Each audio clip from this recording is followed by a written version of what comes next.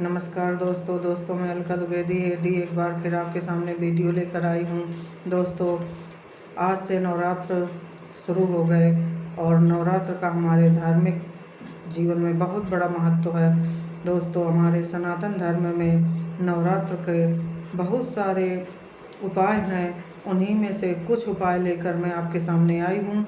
इसलिए मेरा वीडियो आप लोग लास्ट तक देखें, जिससे कि आपको जो जानकारियाँ नहीं हैं वो जानकारियाँ मेरे द्वारा आपको मिल सकें।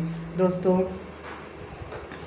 मुझे देखकर आप लोग हंसिएगा नहीं, मजाक नहीं बनाइएगा, क्योंकि इस समय जो मेरे बालों में चोटी हुई है वो चोटी मैंने नहीं की है। मेरी तबीयत ठीक नहीं होती है तो मेरी बेटियां मेरे बाल बांध देती हैं।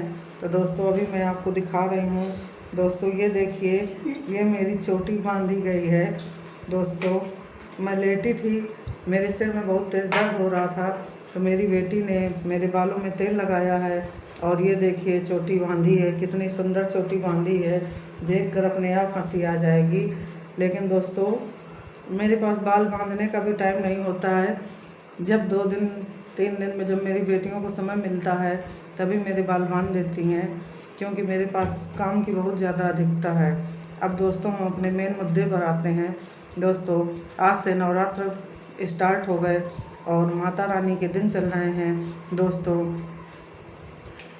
हम लोगों को जो भी चाहिए वो माता रानी से विनती करना है और अपनी बात कहना है।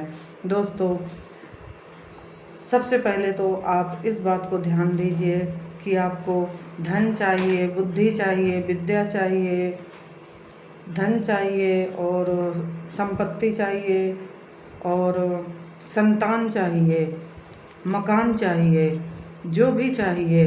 तो दोस्तों, एक छोटा सा उपाय मैं आपको बताती हूँ कि आप एक सफ़ेद कागज़ ले लीजिए और उस कागज़ में कुमकुम से और किसी कलम से, माचिस की तीली ना लीजिए, उसकी जगह आप कनेर के पेड़ की छोटी सी कलम ले सकते हैं और बांस की भी कलम ले सकते हैं। बहुत लोग अनजाने में माचिस की तीलियों का इस्तेमाल कर देते हैं, तो दोस्तों माचिस की तीली नहीं इस्तेमाल करनी है। दोस्तों, यहाँ पर या तो बांस की कलम या फिर अनार की कलम या फिर कनेर के पेड़ की कलम बनाकर इस्तेमाल की जाती है। दोस्तों, कुमकुम घोलकर जिस मनोकामना को लेकर आप अपनी अर्जी लगा रहे हैं माता रानी से, तो दोस्तों उस मनोकामना का चित्र बनाइए। अगर आप धन चाहिए तो आप पैसों के, सिक्कों के, नोटों के, जो भी आपको चाहिए, नोट चाहिए, सिक्के चाहिए, या आपको सोना चांदी चाहिए, जिस भी चीज़ की आप परिकल्पना करते हैं, मकान चाहिए, संतान चाहिए, जो भी आपको चाहिए उसका चित्र बनाकर सफ़ेद कागज़ में और माता रानी के चरणों में वो कागज़ अर्पित कीजिए और विधिवत पूजा कीजिए। जो भी आप पूजन सामग्री हम लोग चढ़ाते हैं वो सारी सामग्री माता रानी को अर्पित कीजिए और वो कागज़ भी अर्पित कीजिए। अपनी मनोकामना बोलिए, जो भी आपको चाहिए हो, और उनसे विनती करिए और 9 दिन के लिए वो कागज़ वहीं पर छोड़ दीजिए। माता रानी के पास ही वो कागज़ रहेगा। और दोस्तों, जब 9 दिन पूरे हो जाएंगे नवरात्र के, तब दोस्तों उस कागज़ को लेकर आप फोल्ड करेंगे। जो भी आपने लिखा है, चित्र बनाया है, उसको आप अंदर की तरफ फोल्ड करेंगे और फोल्ड करके उसको कलावा लपेट देंगे 7 बार। और जो भी माता रानी की तस्वीर, मूर्ति जो भी आपके घर में है, उसके पीछे वो कागज़ रख दीजिए। और दोस्तों, अगली नवरात्रि जब आएंगी तब तक आपका वो कार्य संपूर्ण हो चुका होगा। हाँ दोस्तों, और जब तक वो आपका कार्य पूर्ण नहीं हो जाता तब तक वो कागज़ उसी जगह माता रानी के पीछे रखा रहेगा। और दोस्तों, जब आपका कार्य संपूर्ण हो जाए, आपका मकान बन जाए, आपको धन मिल जाए, आपको संतान प्राप्ति हो जाए, तब दोस्तों उस कागज़ को माता रानी का आशीर्वाद मिल गया आपको, तो उस कागज़ को अपन प्रणाम करके और जल प्रवाह कर देना है। और दोस्तों इस बात को ध्यान में रखिए कि अगर संतान प्राप्ति के लिए आपने किया है, तो जब तक आपकी संतान इस धरती पर आ ना जाए तब तक आप उस कागज़ को प्रवाहित मत करिए। अगर कोई स्त्री गर्भवती हो गई और अगली छमाही नवरात्र आ गए तो उस कागज़ को विसर्जित नहीं करना है दोस्तों, जब तक कि आपकी संतान इस धरती पर जन्म न ले ले। उसको फिर उसके जन्म के बाद प्रवाहित करेंगे। तो दोस्तों इस तरह से आप अपनी मनोकामना पूरी कर सकते हैं। माता रानी बहुत दयालु हैं, आप जो मांगेंगे आपको अवश्य मिलेगा। दोस्तों मैं एक बात और बताना चाहती हूँ जो कि बहुत सारे लोग नहीं जानते हैं। दोस्तों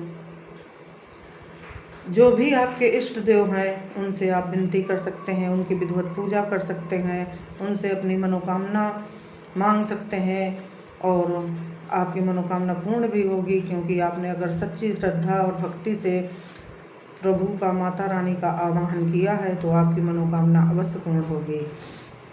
दोस्तों भोलेनाथ एक ऐसे देवता हैं कि वो आपकी सभी मनोरथ पूरी करते हैं। दोस्तों भोलेनाथ से स्त्रियों को अपने लिए पति मांगना चाहिए, लेकिन भोलेनाथ से संतान नहीं मांगना चाहिए।